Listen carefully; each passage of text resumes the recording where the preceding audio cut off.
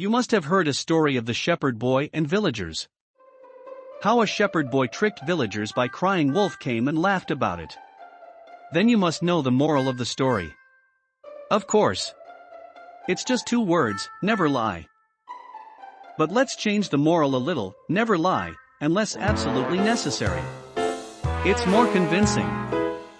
And sometimes it's absolutely necessary to lie, either to protect someone or save a relationship. They say, lying in a relationship is digging your own grave, and you will eventually end up in it. I was hearing it after 25 years of marriage and almost convinced. And my wife cried. Who the hell put the socks on table? And I was like, what?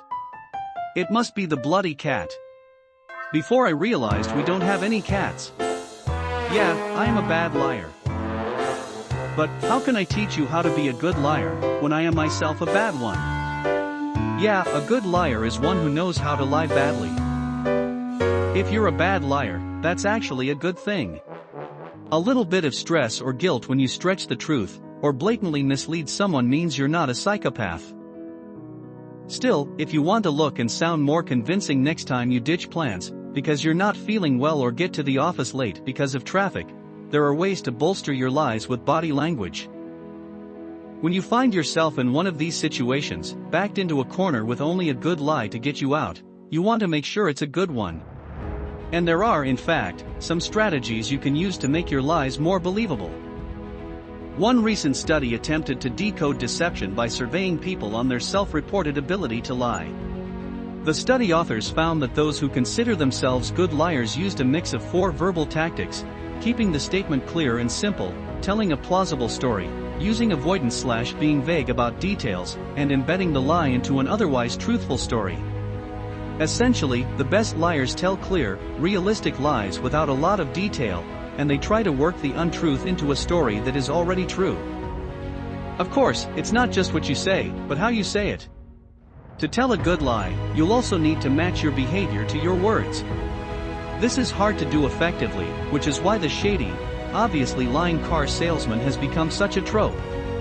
Even if we don't realize it, we can sense the dissonance between his words "you'll love this one." It's a great deal. And his demeanor, which might be aggressive and predatory, with furrowed brows and pursed lips. Getting away with a lie involves not deviating from your normal behavior, what Liespotters call a baseline when telling it. Pamela Meyer, author of Liespotting and a TED Talk speaker, says that when interrogating potential criminals, Liespotters observe the person's body language. If someone's a foot tapper and you ask them a hard question, and they start tapping their foot again, that doesn't mean anything, she says. It's when they shift from their norm. And often, when someone does deviate from their baseline, they'll follow one of several common body language patterns. Oftentimes liars will freeze their upper body. They may rub or touch their eyes. They may curl their feet inwards. They may fiddle with objects on their desk. Sometimes they speak with a slightly higher pitch. They may exhibit excessive eye contact to overcompensate for the myth that truth tellers look you in the eye, she says. Even avoiding all those giveaways, though, doesn't guarantee that whatever you say will be believable, in part because your most deeply ingrained nature is working against you. According to Dreeke, retired head of the FBI Behavioral Analysis Program and author of Sizing People Up, we're wired to be terrible liars. It's exceptionally difficult to actually lie effectively unless you don't have empathy, Dreeke says. If you have empathy towards people that you're interacting with, where you actually care about their thoughts, opinions, and ideas, it's very challenging to deceive. We don't like doing it as human beings. But stretching the truth, he adds, is a lot easier for most people to do. The key to doing it well is to reframe your statements in a more altruistic light. If you just make the conversation about them, and make it so that the reason you're making your decisions actually is in terms of them, and you're taking care of their needs, then you can come up with whatever excuse you want.